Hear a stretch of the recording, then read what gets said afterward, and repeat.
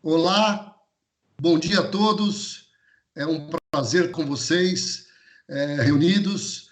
É sempre muito bom poder fazer esse tipo de evento. Eu queria agradecer muito a presença de todos, pedir desculpa pelo anúncio tão rápido, mas a assiduidade já foi muito boa. Meu nome é Luiz Gastão Ribeiro Monanhês, eu sou vice-presidente do Mercado Eletrônico e estou realmente muito feliz em ter essa oportunidade de dividir com vocês alguns minutos para a gente falar sobre o que a gente mais gosta dentre todos, dentre tudo. A missão do mercado eletrônico é ajudar compradores profissionais. Essa missão já está conosco há quase 5 anos.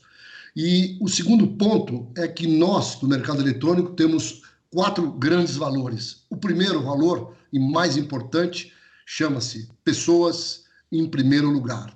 Então, tudo que nós vamos falar aqui, por incrível que pareça, e vocês vão ver do convidado que eu vou apresentar agora, a gente vai começar com esses 2 grandes focos.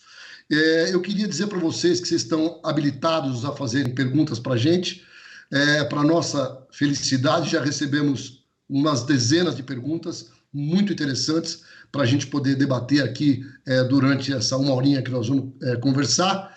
E agora é um ponto mais importante que eu vou apresentar para vocês o Genésio Couto. O Genésio Couto, além de ser vice-presidente da Ativus, é responsável pelas áreas de TI, comunicação e suprimentos, é um grande amigo. E o histórico dele, que vocês vão saber daqui a talvez 10 segundos, é um histórico, por incrível que pareça, totalmente integrado com o que eu acabei de falar. O Genésio é um especialista em gente e que tem uma vasta experiência profissional em liderança de pessoas em alguns continentes. Então eu queria dar as boas-vindas para o meu amigo Genésio Couto e pedir para ele, em alguns minutinhos, contar um pouquinho da carreira dele, para logo na sequência a gente já começar o nosso bate-bola. Bem-vindo, Genésio, muito obrigado por estar conosco nesse live. Bom dia, Gastão, bom dia, equipe Mercado Eletrônico, bom dia ao Mercado Eletrônico e bom dia a todos que estão com a gente aí nessa live. É um prazer imenso e principalmente nesse momento que nós estamos vivendo, esse contato, mesmo que seja virtual, é muito importante para encher o nosso bem, trazer sempre o aprendizado junto. E eu tenho certeza que hoje aqui é mais um aprendizado que eu levo minha trajetória e minha carreira profissional. Bom, gente, eu sou o Genésio Lemos Couto. Pelo sotaque já deu para perceber que eu sou mais fora dela, tá certo? Há mais de 25 anos. Sou administrador de empresa e tenho mais de 30 anos no Grupo Odebrecht e atualmente na Ativus. Depois eu falo um pouquinho do que é a Ativus.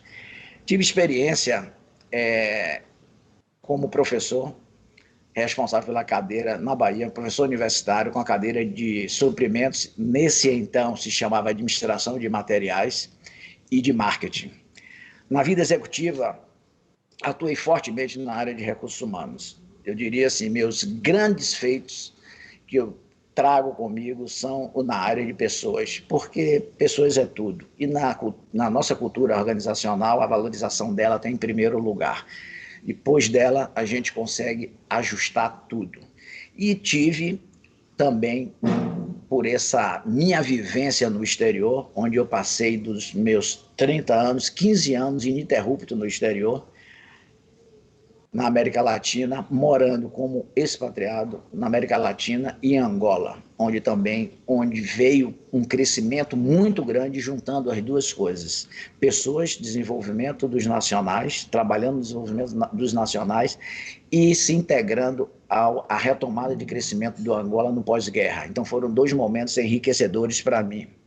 Em 2011, eu ingressei na Ativus, um estreante do sucro energético, onde minha experiência toda foi extremamente urbana e eu vou para o agroindustrial. Mas como a vida é de aprendizado e eu me considero um eterno aprendiz, eu mergulhei em um setor que se confunde com a própria história do Brasil e que estava muito arraigado ainda a questão de boia fria. E nós entramos no setor para colocar 100% mecanizado e nada de plantio e nem colheita manual. Então foi uma mudança de paradigma, onde nós aprendemos a colher mecanizado, onde tivemos perdas de produtividade, e às vezes o desconhecimento faz a gente praticar loucuras que podem ser desastrosas ou devem ser positivas, mas nós chegamos a plantar 100 mil hectares por ano, e não tem na história do setor agrícola uma quantidade de plantio tão concentrada em tão pouco tempo. E hoje nós temos a Ativus, ela é do setor sucroenergético, ela produz energia limpa para o Brasil e para o nosso planeta. Ela é o etanol hidratado, o anidro, o açúcar e a geração da energia limpa da biomassa. Hoje nós temos 10 mil integrantes. Integrantes vocês vão ouvir muito, eu não digo empregados e nem digo funcionários, essa é da nossa cultura. São integrantes de desafios empresariais que estão unidos para fazer as coisas acontecerem. E a Ativus está presente em 4 estados brasileiros e é a segunda produtora de etanol do Brasil. Eu acho que isso aí dá essa visão do que foi essa trajetória e vamos conversar. Vamos conversar. Obrigado mesmo, Genésio. É um prazer e estar junto com uma pessoa que tem esse seu background no momento em que, eu repito, né, a gente quer estar contribuindo com o nosso ecossistema, né? A gente vive e fala todos os dias com compradores e tudo que está envolvido com a área de compras. Temos muito contato com a área de TI também. Eu nunca estudei tanto na minha vida, eu agradeço isso, esse momento que é uma pandemia, mas que para mim é um pandemônio, eu dou muita risada por causa disso, mas uma das coisas que eu acompanhei nesses últimos dias, inclusive dito por muitos especialistas, é que o home office disso tudo é uma coisa que veio para ficar. E eu estava aqui mexendo nos meus alfarrábios, etc., e lembrando que o fundador do mercado eletrônico, o Eduardo Nader, já dizia muito sobre essa transformação para o home office, muito menos qualquer problema. E eu juro para você, Genésio, eu nunca aprendi tanto, nunca estudei tanto. Então, baseado nisso, e eu acho que é um ponto que nós já recebemos mais de 20 perguntas, que se a gente consolidar, elas todas direcionam para isso, o que dá uma energia muito legal. Eu queria que você dissesse, com a sua experiência, que sempre foi de contato, de corpo a corpo com as pessoas, né? Numa cultura muito arraigada de gente, a gente agora viver essa transformação de estarmos como estamos agora, né? Distantes e, ao mesmo tempo, cada vez mais próximos. Eu, por incrível que pareça, Genésio, me sinto mais próximo de você hoje do que há um mês atrás.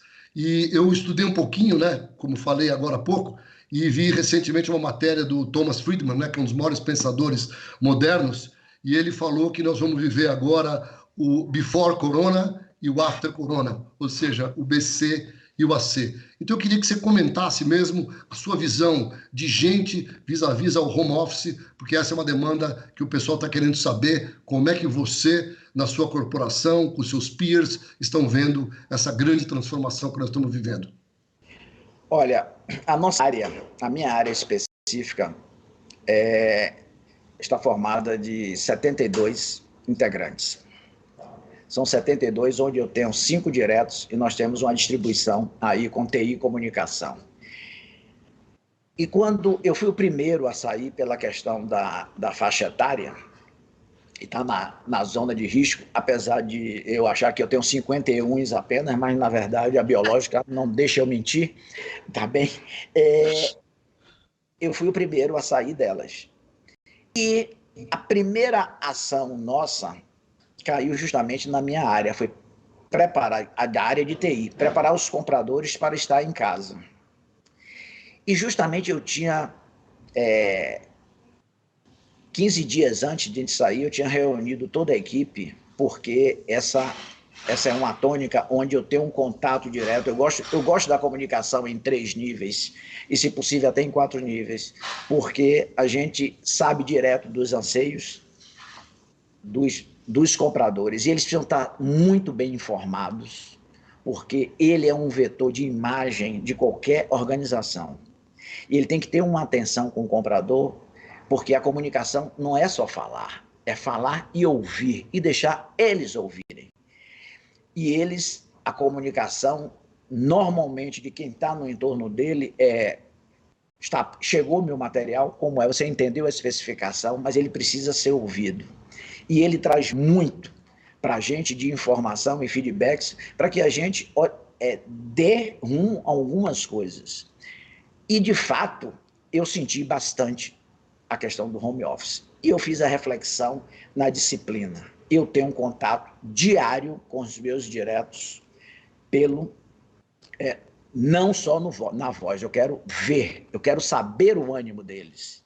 E exijo que ele faça isso com a equipe. E hoje, coincidentemente, terminou às 10h15, eu consegui colocar 69 pessoas no visual, toda a minha equipe, e a gente saber do ânimo de cada um, conversar. Primeiro conversamos sobre como está o home office, porque o home office não é fácil. Talvez seja fácil para a gente, mas para outras camadas hierárquicas é mais difícil. Não tem uma internet tão boa, tão estabilizada, e tem que concorrer com o filho que está em casa, tem que concorrer com a esposa que também trabalha, e se tiver alguns agregados no entorno, mais concorrência ainda. Então, eles devem sofrer uma angústia muito grande e a gente tem que estar próximo para ouvir. Mas a tecnologia, sem a gente pensar nisso, estava preparada, e nós estamos sofrendo pouco com relação a isso. E eu sempre, nesse momento, eu posso dizer o seguinte: as experiências que eu tive nos ambientes, eu tive ambiente de conflito, de guerra civil, eu tive em ambiente que tinha conflito de fronteira entre países e tinha que abastecer e fazer esse abastecimento, mas não tinha o confinamento, o distanciamento e nem o medo. Então, essa experiência não vale de nada. O que está valendo nesse momento é a vivência, e quem não tem a vivência, que pare para refletir e planeje suas ações, porque a emergencialidade é a cada momento. Perfeitamente. Isso é um estímulo, né? Por exemplo, eu falei com a Oi, que é cliente nosso, e o serviço de telecomunicação é essencial, né? A gente antigamente era supérfluo, né? Eu que tenho sou quase da região de risco, porque eu estou com 57 anos, já me confundem um pouco, e o pessoal brinca muito, né? Quando o celular tinha fila para comprar. E hoje a gente vive num contexto completamente diferente, e eu, por incrível que pareça, gostei dos seus pontos. E ontem na televisão eu vi, estava me preparando para essa nossa conversa hoje, uma grande empresa de telecomunicação disse a seguinte frase na propaganda: digitalizar para aproximar. E aí eu lembrei de um gancho que eu estava conversando também recentemente com um grande amigo meu, um executivo de uma grande consultoria, e ele falou assim para mim: Gastão, eu acho que vocês do mercado eletrônico vão ter boas novas com essa crise que nós estamos passando. E logo na sequência, 2 dias depois, um grande cliente nosso da indústria automobilística mandou um e-mail para mim dizendo assim: Gastão, olha, puxa, eu estou com alguns pontos, algumas dúvidas aqui, e quero te dizer que nós estamos usando mais o mercado eletrônico na área de compras, porque agora realmente a gente só tem essa ferramenta para poder se comunicar com os nossos fornecedores. Então eu queria que você comentasse de novo, que eu sei da sua experiência e TI está sob a sua responsabilidade, quais são os grandes desafios que a gente vai ter para frente com relação à parte do desafio grande, que é a digitalização, com um pouquinho de viés maior para a nossa área de compras. Eu queria que você dissesse o que você está vendo aí, conversando com o teu time. Olha, uma coisa que é clara com o meu time é o seguinte: o mundo não vai ser mais o mesmo depois disso, em todos os segmentos. E o nosso segmento, nesse momento, tivemos a felicidade de ter compradores bem informados sobre o negócio, temos o comprometimento dele com a realização, sabe da importância do nosso negócio, que é um bem essencial, e que, infelizmente, nem todos da nossa cadeia de suprimentos são bens essenciais, então estão sofrendo mais, e a gente tem que entender isso. E a nossa digitalização é que está tornando possível a gente não deixar que a operação, vamos dizer assim, minimizar os pontos negativos que a operação está sentindo com esse momento. Hoje nós estamos, todos eles, com notebooks, preparados para a proteção digital, a segurança digital da empresa, com os VPNs e com os firewalls definidos. Eles estão todos em conexão. A nossa disciplina de processo e automatização dos nossos processos estão muito claros. E também os nossos parceiros de tecnologia, a exemplo do mercado eletrônico, que se integra com com o nosso ERP e os nossos outros aplicativos totalmente em funcionamento. Então, a nossa produtividade, eu diria que não caiu. Depois do distanciamento social, nós recebemos 11.600 linhas das requisições. Isso, quem é especialista vai entender isso que eu estou falando. Nós recebemos em torno de 6.000 requisições com um montante de 144 milhões para comprar, fora um backlog que já estava antes do confinamento. E estão sendo atendidas todas essas requisições, estão sendo atendidas com ainda um agravante, as compras emergenciais de coisas que nós não tínhamos necessidades e passamos a ter necessidades. E que essa necessidade não é só da gente, é de todas as outras empresas. É o ecossistema. Então, tem uma concorrência normal e a digitalização para a gente, a automação, está nos deixando em uma situação privilegiada. É claro que não é o mesmo a rapidez no processamento, porque nós temos todos os outros aparatos, CSC, vemos também a produção e uma TI que está trabalhando em home office, é mais fácil trabalhar, mas tem a questão da interação na hora, um colega com o outro, para as soluções que às vezes não está em você, está no colega do lado, com a simples conversa e uma troca de ideias.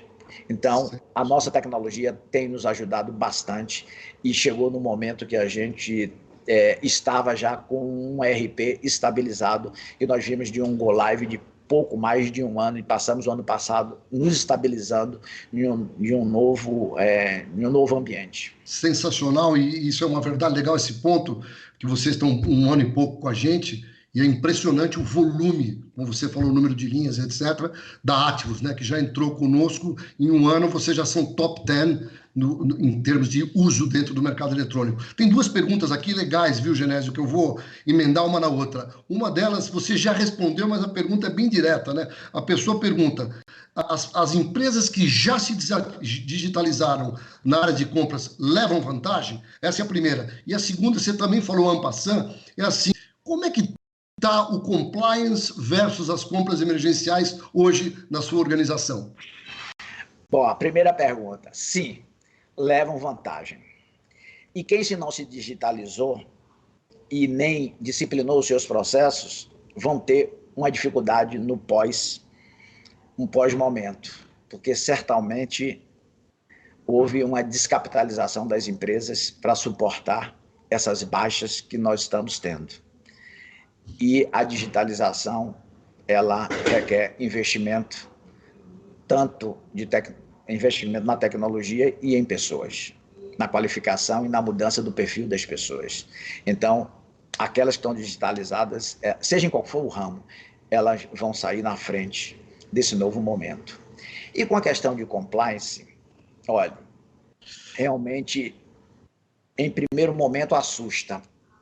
Tenho que comprar, tenho que colocar aqui, vou dar o exemplo. Eu tenho que comprar termômetros que sumiu do ambiente. Se eu for seguir todos os parâmetros, cadastrar, esse de termômetro nós não tínhamos cadastrado, os que a gente tinha cadastrado nos nossos fornecedores e homologados, não tem termômetro, tem que vir um antes. É simples. Transparência na modificação do processo, tem que ser rápido, comunicação e a integridade. Sempre.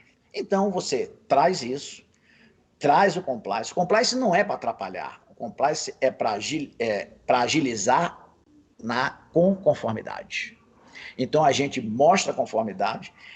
A exceção, a gente faz a justificativa do porquê, dá a cara do porquê, a lisura do processo que está sendo, mesmo emergencial, e aí ele vem nos ajudar e nos dar reforço no que a gente está fazendo. Eu não vejo como empecilho, eu vejo realmente como um aliado e como uma segurança de quem está fazendo, mas precisa a transparência, a comunicação e a integridade sempre presente. A integridade, cá entre nós, é o mandatório, né? E eu, nesses últimos anos, que eu já tenho 15 anos de mercado eletrônico, e por incrível que pareça, eu como engenheiro comecei minha carreira na área de compras, é impressionante a evolução que eu vi, e a gente conseguiu tirar esse ranço, na minha opinião, de que a área de compras poderia ser qualquer tipo de uma entrada de alguma coisa vil. E eu estou muito feliz porque cada vez mais, até no nosso briefing, né, a gente conversou bastante, Genésio, sobre isso, né, que a gente tem muito gosto de falar como você, né, com todos os níveis. A gente, pessoalmente, adoro falar desde o comprador até com o vice-presidente ou com o presidente, ou coisa que eu vale. A gente está num patamar muito positivo. Tem uma pergunta aqui, que é uma pessoa que se identificou, é a Sayuri. Ela faz uma pergunta legal, e aí é bem pessoal mesmo. Diante desse cenário inesperado, quais são as perspectivas de vocês para a normalidade? Quais medidas estão sendo adotadas junto à sua organização, além de redução de custos? Olha, muito boa pergunta. Primeira coisa, primeiro momento foi cuidar da saúde dos nossos integrantes, daqueles que poderiam ficar em casa e daqueles que não poderiam ficar em casa para que a gente ficasse em casa. Então, esse foi o primeiro cuidado. E aí vieram as compras emergenciais para deixar com segurança e com a saúde de todos, eles que dê andamento ao que a empresa tem que fazer por ser um bem essencial. Esse é o primeiro momento. O segundo momento, eu tenho a felicidade de ter a comunicação interna comigo. E nós temos uma comunicação digital muito forte, nossos canais são muito fortes. Então, nós fizemos a conscientização de como vai ser aqueles para trabalharem e como vai ser liderar à distância. A área de pessoas, de recursos humanos, junto com a gente e a área médica, estabelecemos isso. Pronto, nós cuidamos das coisas básicas para ir a gente. Vamos olhar como está a situação de mercado, o que é que a gente tem que fazer para atender o mercado e o que é que nós estamos... o que é que está na nossa mão para a gente fazer para essa redução de custo que você mencionou. O restante é o seguinte, agora nós temos que esperar, eu dizer a você, como a gente está parando, se eu for dizer a você plenamente, nós não vamos saber, nós estamos avançando a cada passo, sendo que no momento do retorno, eu tenho certeza que também não vai ser nada igual como antes. Hoje, nós vamos ter problema de fornecimento, nós vamos ter demanda reduzida, para alguns vai ter uma demanda, vamos dizer assim, retida e vai abrir de vez, vai ser um boom para outros setores, mas nenhum setor vai se recuperar da noite para o dia, vai ter um tempo. E as reduções de custos vão ter que ser vistas de acordo com o que a nossa operação exigir, que a gente vai estar atento. Porque também, lhe confesso, que essa redução de custo nosso, a gente já trabalha muito em cima disso, de produtividade, e as equipes até reclamam que não existe gordura nas estruturas. A gente trabalha para o que tem que fazer e todo mundo comprometido com o resultado da empresa para que o resultado também venha para ele. Não, perfeito.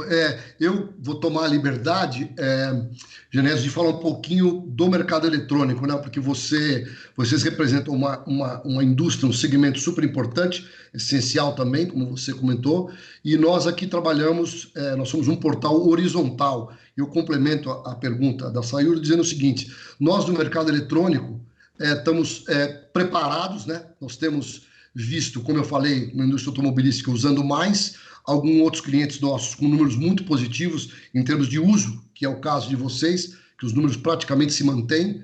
Eu posso dizer que da indústria de telecomunicação que eu comentei, os números de março foram excelentes e abril estão mantendo, de novo, em termos de uso, mas para nossa tristeza, temos clientes, por exemplo, na área de alimentação industrial, que reduziram para menos da metade, e temos clientes, por exemplo, na área de entretenimento e hotelaria, que aí a coisa é drástica, né? Entretenimento, praticamente, alguns dos nossos clientes chegaram ao faturamento estanque, a zero.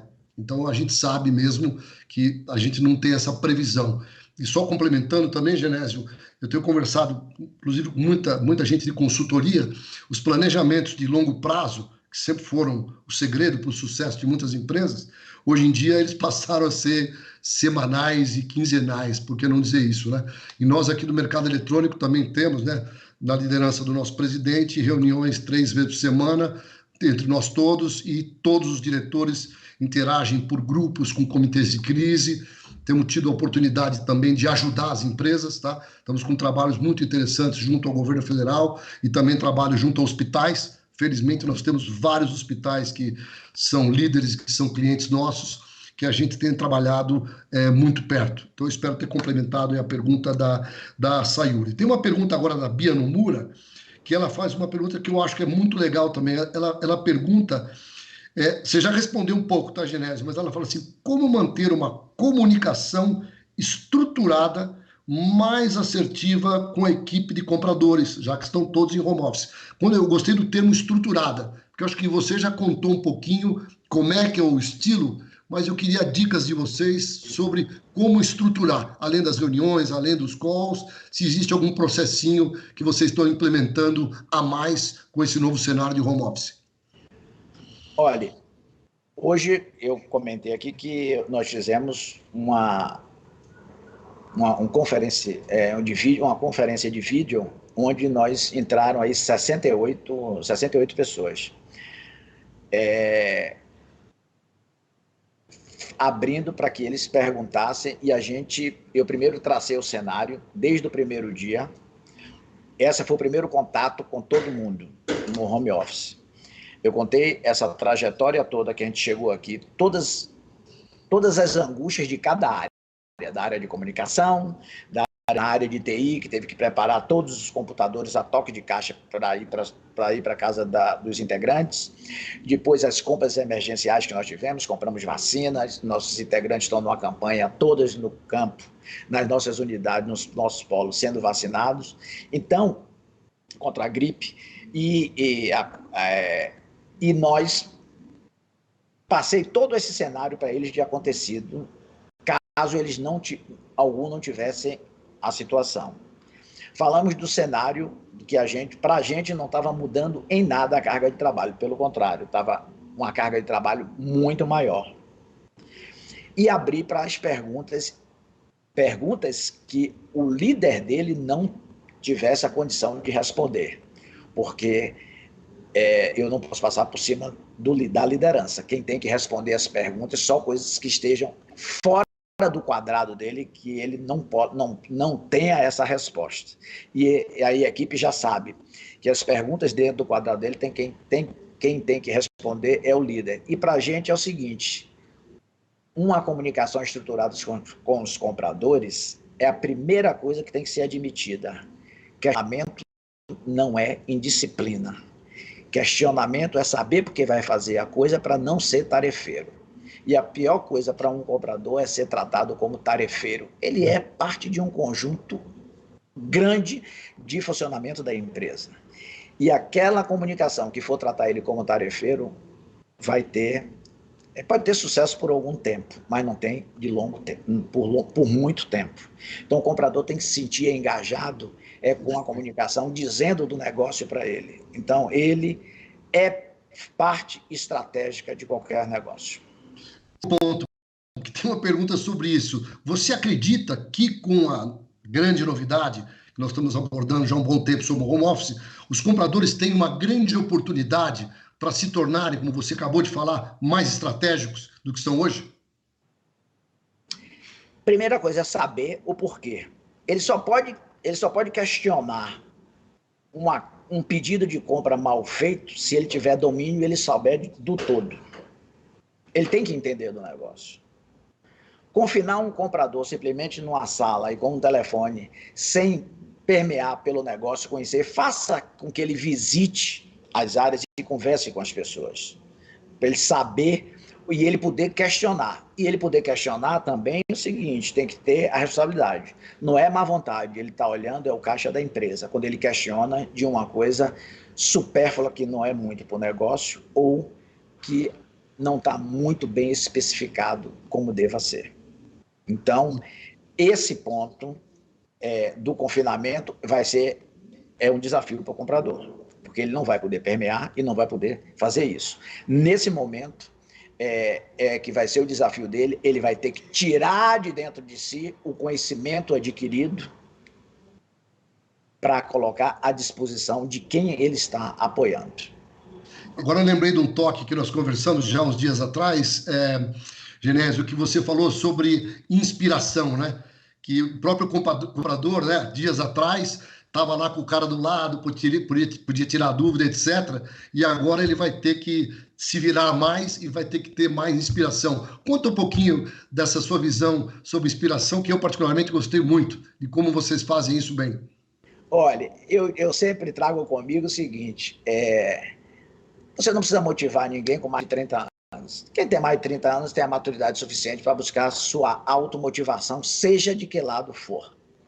E eu digo à minha turma, olha, gente, líder aqui, eu acho que não tem que motivar ninguém. Tem que inspirar vocês para que vocês se motivem. Então, o que hoje, a palavra de inspiração que eu tenho para a minha turma é o seguinte, olha, a inspiração da gente está naqueles nossos colegas que estão na operação e fazendo com que não falte etanol no Brasil e nem energia gerada a partir da biomassa. Aquele pessoal é a nossa inspiração. Então nós temos que nos motivar para que ele não sinta as dificuldades da gente, além da que eles têm no dia a dia no campo. Da cana na esteira, de cortar a cana. Essa é a inspiração. E a inspiração, ela casa com duas coisas. O propósito de cada um, que aí é cada um que determina o seu propósito, porque está ali, com o propósito da empresa, da gente, que é gerar energia limpa e sustentável para o planeta. Então, essas duas coisas têm que casar para que a pessoa faça a sua motivação. O ciclo fecha, né, Genésio? Porque isso da inspiração, motivação e propósito, né? E automotivação, segundo o Ishak Hadizes, que é o maior especialista em change management do mundo, ele diz que não existe, né? Só existe que a pessoa é de dentro para fora, né? Motivação nunca é de lá para cá. Então a inspiração é o tempero para isso. Muito legal essa tua visão. Tem uma pergunta aqui mais interessante com relação ao dia a dia mesmo, tá? A pergunta é assim: alguns itens estão complicados de serem encontrados. O que você tem feito para driblar as dificuldades e encontrar alternativas? Pô, boa pergunta. Pelo seguinte, a rotina mudou. Se você ficar você estava em uma velocidade com uma rotina. A rotina mudou e você continua do mesmo jeito, esse fato novo vai lhe atropelar. Então, vamos pensar diferente. Nós estamos com novas necessidades, que é a mudança da rotina. Vieram produtos que nós nunca imaginávamos pedir. É necessário para a gente. E esse necessário para a gente não é só para nós, são para todas as empresas. Então, todo mundo está buscando isso. Aí vai o seguinte, nós somos digitalizados, temos processos e temos algumas coisas que saem na frente. Nós temos um cadastro com 8.700 fornecedores. Desses 8.000, 2.500 estão com documentação em dia na homologação. Então, primeiro, vamos revisitar ele. Vamos revisitar eles, se tem esse produto que a gente está precisando. E vamos fazer o seguinte, vamos falar que estamos necessitando ao mercado. Vamos dizer que essa é uma nova necessidade. Aí nós vamos despertar. Aqueles que queriam entrar na Ativos, que não entraram ainda, pode ter uma oportunidade, uma janela de oportunidade aí. E aqueles que não se interessavam pela Ativos, porque não tinham o seu produto, pode despertar o interesse pela Ativos. Então, a gente só vai conseguir uma namorada se a gente disser que quer namorar com ela. E a gente disse ao mercado que a gente quer namorar com aquele produto que está faltando. Nós abrimos abertamente. E aí, os interessados em fazer esse casamento nos procuraram. E nós driblamos muito a dificuldade de obter esses itens nesse momento. E com esse pensamento, coisas que nós não faríamos na nossa rotina do dia a dia. Íamos no cadastro, procurava aqueles, e se não, e depois fazia a pesquisa de preço, mas não, nós saímos. E tem mais, nós falamos para Deus e o mundo das nossas necessidades. E aí, Deus e o mundo nos ouviram e os parceiros apareceram com alguns dos produtos. Não, e eu posso complementar essa pergunta, porque nós, né, temos uma equipe de compras também dedicada para alguns clientes nossos, e eu digo para você, a gente não era especialista em ventiladores, a gente não era especialista em spare parts para ventiladores, termômetros, EPIs e etc. E eu tenho visto o nosso time de compras, o nosso supervisor de compras, impressionante como ele já virou um especialista. Ele tem tudo a toque de caixa. Você, Gastão, virou um desses. Você foi um Deus e um mundo que apareceu também para um determinado produto. Disso aí. Muito legal. E nós saímos da nossa... No dia a dia normal, nós não faríamos isso. Nós confiaríamos plenamente na nossa. Você veja o que é. Basta tirar a gente do conforto que a gente cresce. E a minha equipe de compras saiu um pouquinho da zona do conforto, eles cresceram em muito. Alguns que não estavam até na questão do risco, pegou o seu carro e foi em determinado ambiente, porque também nesse momento aparece também muito aventureiro. Também. E aí o nosso comprador foi lá e constatou o produto está na minha mão, ok. Aí vamos chamar a compliance agora, entender que a gente tem que agilizar todos os processos. Então, esse também, quando a gente sai da zona do conforto, a gente cresce bastante. E nesse momento, nossos compradores, eu também cresci mais um pouquinho, apesar da idade, consegui crescer mais um pouquinho nesse momento de crise. Impressionante, né? Nunca é tarde mesmo, é isso mesmo. Acabou de chamar a pergunta, porque você tocou no assunto sensível e a pessoa perguntou na hora. E os fornecedores? Qual a importância de manter um forte relacionamento e transparente com a cadeia de fornecimento como um todo nesse atual momento de crise? Olha, oportunidades para uns e vala para outros. O fornecedor que tem a seriedade, que é parceiro nesse momento, tanto para a gente, como dele para a gente, da gente para ele, eles crescem nesse momento. O fornecedor que, às vezes, atua no imediatismo pela sobrevivência, ele não tem a segunda vez. Às vezes a gente até entende que é por alguma necessidade, ele é imediatista e não é assertivo. E aqueles fornecedores que, nesse momento, dão a mão a gente, com as suas dificuldades também, esclarece claramente que está com dificuldade, mas que vai lutar junto com a gente, esse fornecedor cresce e estreita ainda o relacionamento dele com o seu cliente. E você acredita também que a digitalização nessa gestão do fornecedor é chave?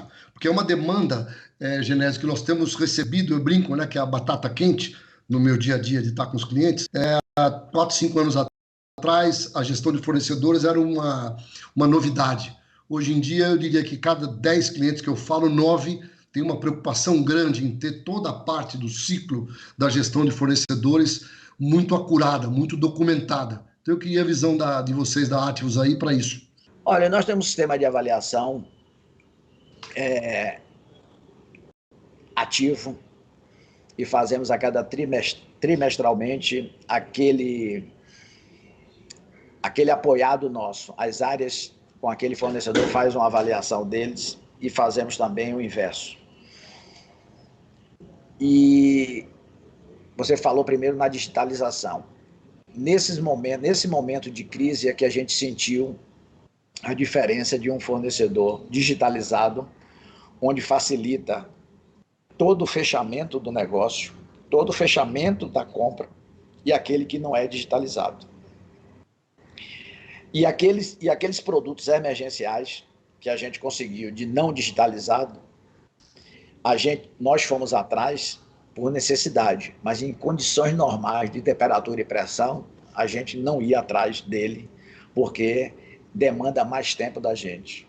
A gente canalizou uma energia para aquele que não é digitalizado, onde até exigiu a nossa presença física para algumas coisas. Então, esse aí a gente sentiu agora o quanto se tem ainda para ser digitalizado nos fornecedores. Porque a gente participou de um núcleo agora, não do nosso dia a dia, e nós vimos o quanto nós perderíamos em produtividade se tivéssemos esses fornecedores sem a digitalização. Espetacular, é o que a gente acredita, né? Que uma solução de compras ela tem um benefício grande para o fornecedor. Então a gente tem isso como um mantra e a gente não vê outro caminho a não ser, mais do que nunca, a digitalização ser uma necessidade e um diferencial competitivo. Chegou uma pergunta fresquíssima agora, que essa é inédita para mim. Você acredita que a crise Covid-19 pode ser benéfica a curto prazo para o setor agrícola e o mercado de commodities? Essa eu não sei responder. Essa é difícil. Olha, eu acho que a crise vai ser bom para algumas coisas. Também, como eu falei na pergunta anterior, vai tirar da zona de conforto. Vai aparecer novos players. Os grandes mercados que não queriam trabalhar com itens de menor importância, só de grande importância, e que o oriental tomou conta desse mercado, ficou alertado para isso. Hoje a gente está aí, a gente viu a China uma semana atrás, uma semana atrás, fechar o mercado para atender exclusivamente aos Estados Unidos, todo de material médico. Foi claramente, com alguns traders foi informado isso. E a gente não tem para onde recorrer.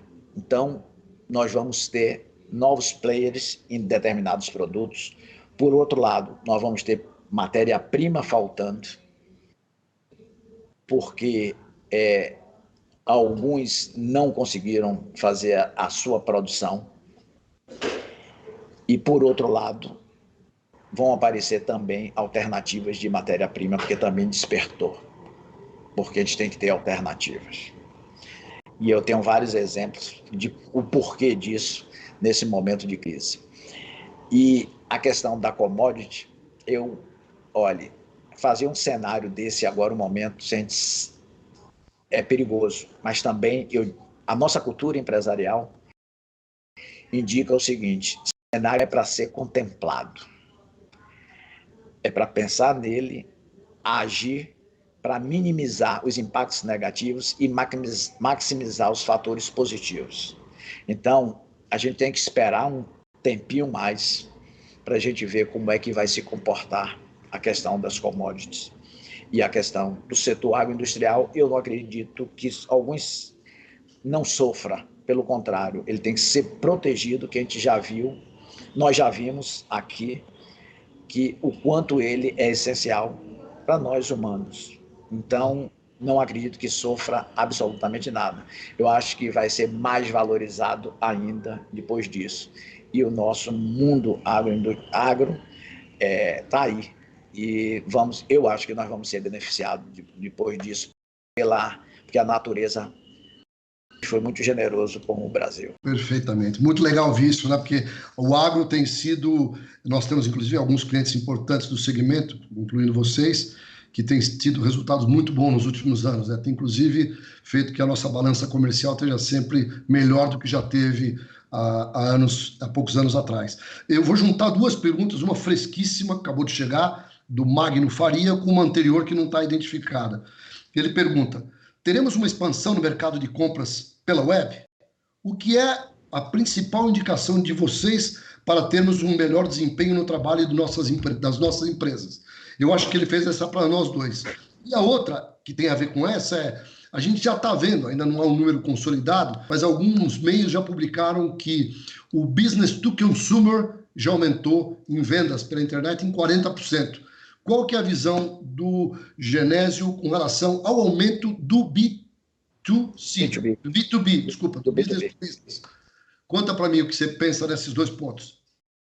Olha, o B2C aumentou mesmo 40%, é alternativa única, esse número que você está dando aí, eu pensei até que fosse maior, eu acho que ao final vai ser maior. Eu acho que não vai acontecer o mesmo com o B2B, não. Não vai ter esse crescimento, não. Com relação à pergunta do Moacir, se eu não me engano, da web, essa sim, nós já atuávamos dessa forma. Também tem um lado negativo da web agora, que as pessoas vão ficar com o pé atrás, eu vou voltar a esse ponto. Mas deixa eu concluir a questão do B2B. Eu acho que não. Eu acho que ele não vai ter esse crescimento imediato. Talvez pelo que eu falei no passado, vai faltar matéria-prima. As empresas se descapitalizaram, vão estar descapitalizadas nesse momento, vão tratar um pouco da sobrevivência aquelas que conseguirem ainda atuar.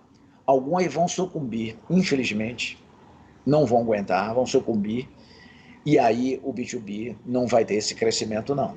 Eu tenho a impressão que nós vamos sentir no B2B aí uma retração de mercado de aquisições por um ano. Isso é totalmente pessoal, não tem nenhum embasamento científico, nem nenhum dados, porque os dados ainda não estão claros, ainda não tem nenhum mês desse confinamento todo. Então, é feeling. Não, muito legal. Eu tenho um pouco mais de dado, porque a pergunta pode também ser complementada pela nossa visão. Aquilo que eu comentei logo no preâmbulo, dizendo que a gente teve redução importante em alguns clientes e outros, obviamente, pela própria conjuntura, estão tendo os volumes mantidos, em alguns casos aumentados. Mas eu diria para você que a média hoje, né, porque estamos num momento realmente de... Quando a gente pega lá o entretenimento que eu falei, alimentação industrial, os volumes chegam a quase desaparecer. Mas na média, a gente olhando todo o volume transacionado, incluindo a própria Atmos, nós estamos num momento positivo, sem crescimentos de 40%, mas eu posso dizer para você que a gente tem um crescimento marginal aí por volta de 5% no volume transacionado. Agora, Caixa, eu não queria deixar pendente o que Moacir, né, que fez a pergunta da web. Isso. Moacir, a questão da compra pela web está tendo muita decepção nas pessoas que utilizaram a compra pela web de alguns produtos essenciais. O que é que nós vimos? Que muitos portais não atualizaram seus preços e nem tampouco os seus quantitativos e produtos ofertados nos seus sites. E as pessoas estão efetivando os pedidos, e quando a pessoa chega no prazo, o fornecedor nos falhou. Outra coisa, vai alertar para uma coisa: a seletividade de fornecedores dos portais, porque muitos deles prometeram e não entregaram. Então, nós vamos ter uma exigência maior na homologação de fornecedores para essa questão da web. Os portais de vendas, eles vão apertar mais na documentação e na comprovação da capacidade nas homologações, porque hoje nós vimos que muitos tinham uma condição normal e não se atualizaram e agora estão comprometendo a imagem de muitos dos portais aí que nós somos habitués na compra por eles. Não, é perfeito, e eu acredito o seguinte, né? Logo no começo a gente falou um pouquinho, né? Desde a motivação, da inspiração e etc. Mas nós temos um momento hoje das empresas se reinventarem, né? Então eu gostei muito desse teu exemplo, que eu não saio de casa nem para botar o nariz no elevador desde o dia 15 de março. E eu tenho experimentado bastante, obviamente, o B2C.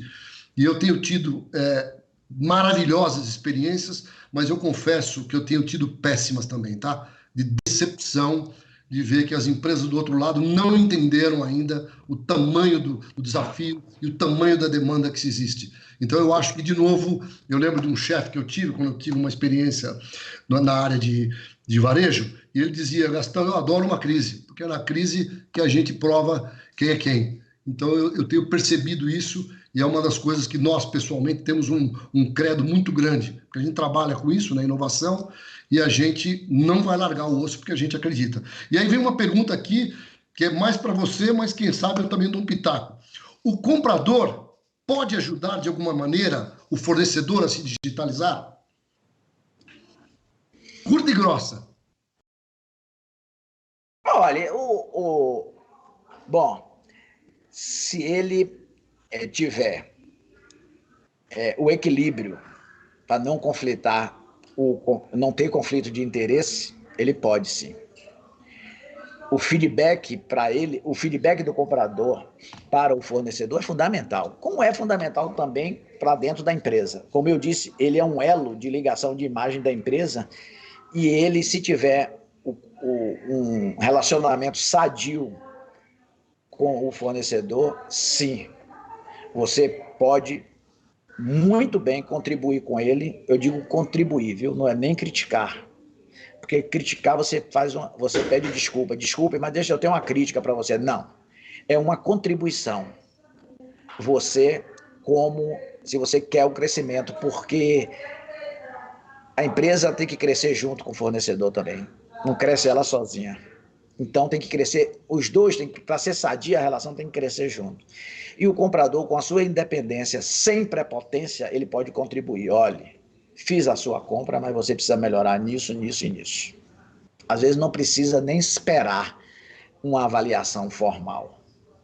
Assim como a gente, entre líder e liderado, eu sempre caio para esse campo. Você disse, falou em pessoas, os feedbacks não tem que esperar um ano para uma avaliação formal para ser feito. Feedback entre líder e liderado é de duas mãos e deve ser de imediato. Não, e eu adorei, foi uma incrível coincidência, foi a última pergunta que chegou, e eu lembro também, logo dos meus primórdios, trabalhando na indústria automobilística, que teve a moda, uma época, que era apertar o fornecedor, e até o fornecedor não conseguir respirar, e eu me lembro que era até orgulho de alguns executivos de compra ver o fornecedor quebrar. E é muito legal ouvir isso de você, porque eu acredito que hoje, cada vez mais, a gente fala de ecossistemas, né? Então, a pergunta dele é isso, o ecossistema é o fornecedor, isso é um cliente nosso, falo com muito orgulho, porque eu sou engenheiro mecânico, né? A Toyota, há 10 anos atrás, ela implementou o reconhecimento dos fornecedores dado por quem dirigia o carro, chegando até o sexto, sétimo tier.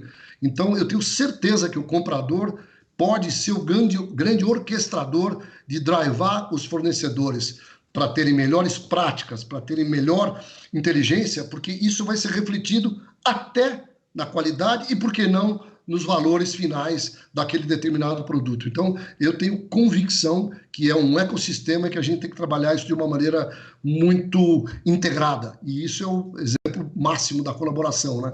Então, a pergunta é das mais picantes e das mais importantes para mim, porque eu acredito que o papel do comprador é mais importante do que o meu, que o nosso, que trabalhamos no segmento desenvolvendo soluções para a área de compras, mas quem vai fazer a transformação de verdade é a ponta, é o pessoal profissional de compras mesmo que vai fazer a coisa mudar. Você concorda comigo, Genésio? Eu concordo.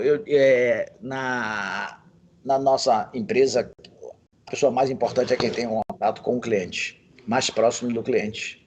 E as pessoas que faz a geração da nossa riqueza, que é todo esse produto que a gente bota nos carros, que a gente adocica a vida de cada um, ou na energia que está aqui nos iluminando.